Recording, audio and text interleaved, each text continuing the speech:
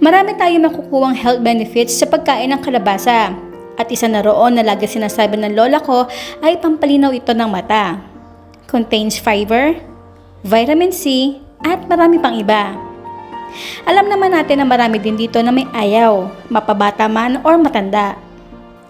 Hindi lang ulam at sabaw na pwede natin paggamitan ng kalabasa, kundi ngayong araw na ito ay tuturuan ko kayo kung paano pa natin mapapasarap ang almusal sa paggawa ng malambot na monay na may kalabasa or bread rolls. Linisin muna natin ang kalabasa at hiwain ito ng maliliit. Magpakulo tayo ng tubig at palambutin ang kalabasa. Ito ay tumatagal ng 15 to 20 minutes.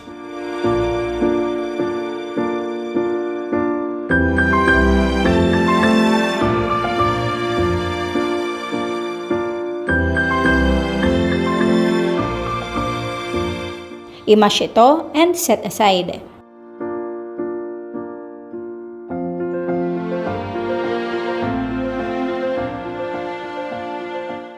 Sa malaking bowl, paghaluin mo muna natin ang dry ingredients.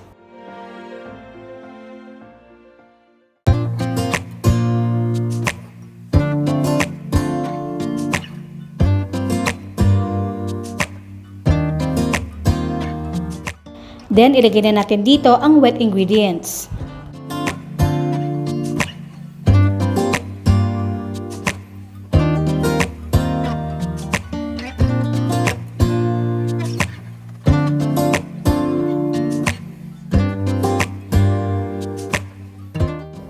Kapag nagkukumpul-kumpul na ang mixture gamit ang malinis sa kamay, masahin ito ng 10 minutes.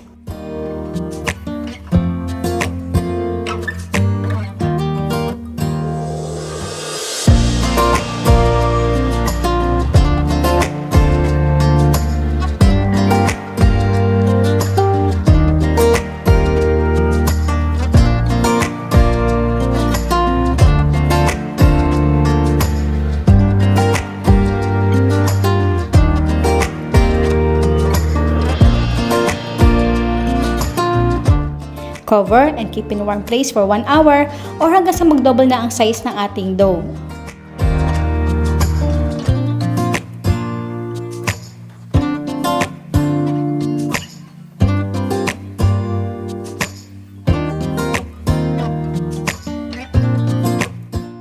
Dinivide ko ang ating dough ng 24 pieces at highly suggest talaga na gumamit tayo dito ng scale para pantay-pantay ang sukat ng kada isang monay na may bigat na 32 to 35 grams.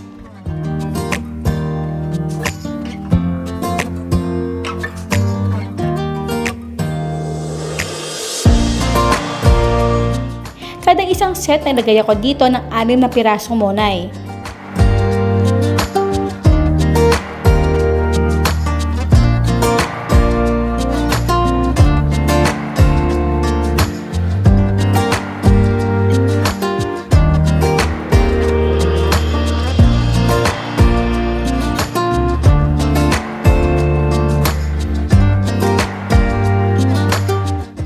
Meron ako ditong 45 liters na oven at kasyang-kasya dito ang 4 na set.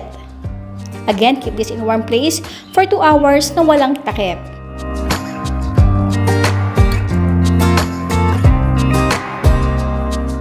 Bago natin ito isalang, pahiran nito ng milk para maiwasang mag-dry ang ibabaw ng ating monay.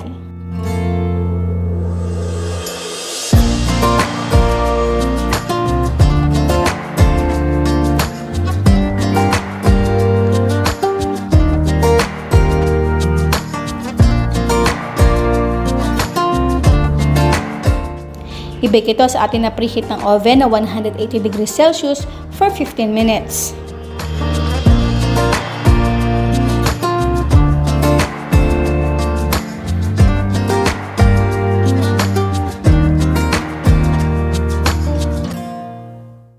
Maliban sa pagsunod sa eksaktong measurement at mga ingredients nito para maging malambot ang ating tinapay, ay palamigin mo muna natin ito in room temperature for 1 hour, then ilagay na natin ito sa plastic at sealed.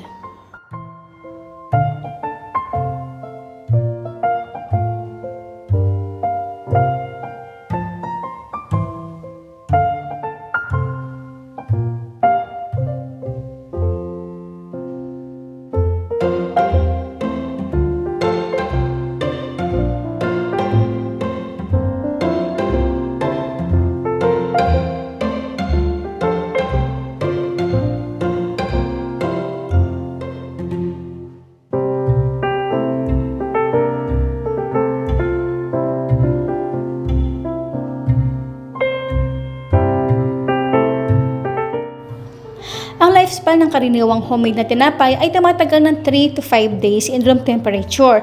Pero yung lambot ng tinapay na ginawa natin, tumatagal ito ng 1 linggo.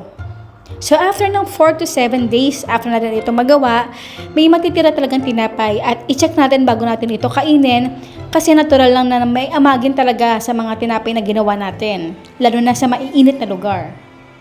In 3 days naman, at kung may talagang natira pang monay, ay ilagay ito sa ref para ma-extend ang buhay nito. At kung may natira pa talaga at wala nakakain, pwede itong gawin breadcrumbs.